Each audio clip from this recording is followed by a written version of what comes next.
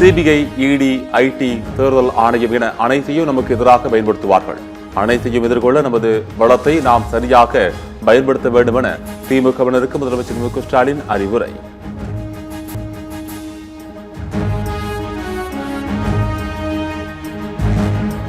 திமுக அமைச்சரவை கொள்ளையெடுத்த ஊழல் பணத்தை எல்லாம் மீட்டெடுத்தாலே தமிழ்நாட்டிற்கான ஒரு பட்ஜெட் தாக்கல் செய்யலாம் என இபிஎஸ் கருத்து.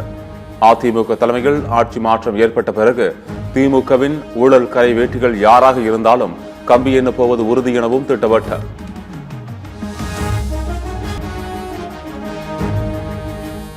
மக்களின் வாக்குரிமையை பாதுகாக்க எஸ்ஐஆர் பணிகளை பார்வையிட்டு மக்களுக்கு உதவிய திமுகவினருக்கு முதலமைச்சர் ஸ்டாலின் பாராட்டு. மக்கள் ஆட்சியை காப்பாற்றுவோம், திராவிடியன் மாடல் 2.0 ஆட்சியை அமைப்போம் என எக்ஸ் தளத்தில் பதிவு. தமிழக முன்னாள் அமைச்சர் செந்தில் பாலாஜிக்கு ஜாமீன் நிபந்தனைகளை தளர்த்தியது உச்சநீதிமன்றம். சென்னை அமலாக்கத்துறை அலுவலகத்தில் தேவைப்படும் போது செந்தில் பாலாஜி ஆஜராக வேண்டும் என உத்தரவு.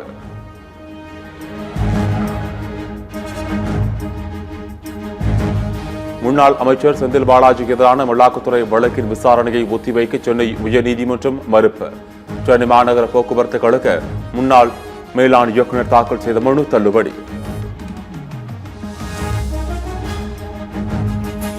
கோவையில் நிகழ்ச்சி ஒன்றில் பன்னீர்செல்வம் அண்ணாமலை சந்தித்து கலந்துரையாடல். புகைப்படங்களை சமூக வலைதளத்தில் வெளியிட்டு மகிழ்ச்சி என அண்ணாமலை பதிவு. அயோத்தியும் திருப்பரங்குன்றமும் ஒன்றல்ல, நயினா நாகேந்திரன் கருத்துக்கு அமைச்சர் சேகர் பாபு பதில். எதிர்க்கட்சிகள் தாவேக தலைமையில் கூட்டணி அமைத்தால் மிருக வளத்துடன் இருக்கும் திமுகவுக்கு போட்டியாக அமையும். தாவேக தலைமையில் கூட்டணி அமைந்தால் என்டிஏ கூட்டணி 3வது இடத்திற்கு தள்ளப்படும் என டிடிவி தினகரன் கணிப்பு. தாவேக தலைமையில் ஒருவேளை கூட்டணி அமைந்தால் அது என்டிஏ கூட்டணியை 3வது இடத்திற்கு தள்ளக்கூடிய வாய்ப்பு இருக்கிறது. தமிழ்நாட்டில் தொழில் முதலீட்டாளர்கள் வராததற்கு திமுக அரசின் கலெக்ஷன் கமிஷன் கரப்ஷன் தான் காரணம். பாமக தலைவர் டாக்டர் அன்புமணி பேட்டி.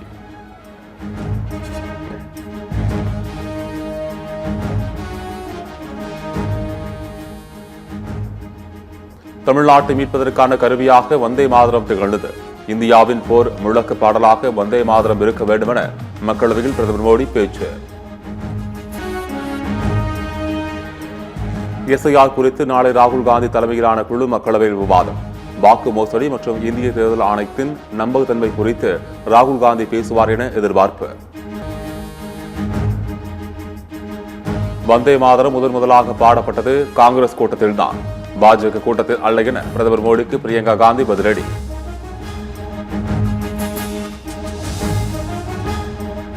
அரசியல் லாபத்திற்காக பாஜக அனைத்தையும் சொந்தமாக்க விரும்புகிறது.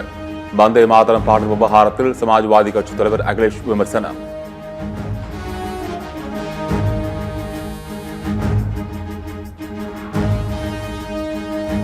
புதுச்சேரியில் நாளை நடைபெறும் தாவேக பொதுக்கூட்டத்தில் தமிழ்நாட்டைச் சேர்ந்தவர்களுக்கு அனுமதிகள் இல்லை. புதுச்சேரியைச் சேர்ந்த 5000 பேருக்கு மட்டுமே அனுமதி என தாவேக பொதுச் செயலாளர் என் ஆனந்த் அறிவிப்பு.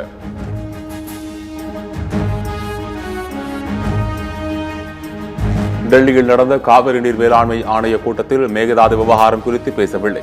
காவிரியிலிருந்து தமிழ்நாட்டிற்கு தர வேண்டிய டிசம்பர் மாதத்திற்கான தண்ணீரை திறந்துவிட கர்நாடகாவுக்கு உத்தரவு. நீலகிரி மாவட்டம் கோத்தகிரியில் 2 பாறைகள் இடையே சிக்கி தப்பித்த கரடி. வனத்துறை தீயணைப்புத் துறையினர் இணைந்து பத்திரமாக மீட்பு. கர்நாடக மாநிலம் பீதலூரில் உள்ள அரசு தலைமை மருத்துவமனையில் 4 மாதங்களாக ஊதியம் வழங்கவில்லை என புகார். தலைமை மருத்துவமனையின் அலுவலகம் முன் டி குரூப் ஊழியர்கள் போராட்டம்.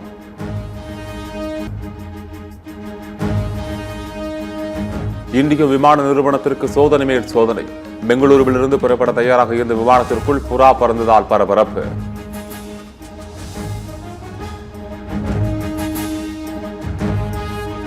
கம்போடியா மீது திடீரென வான்வெளி தாக்குதல் நடத்திய தாய்லாந்து ராணுவம்.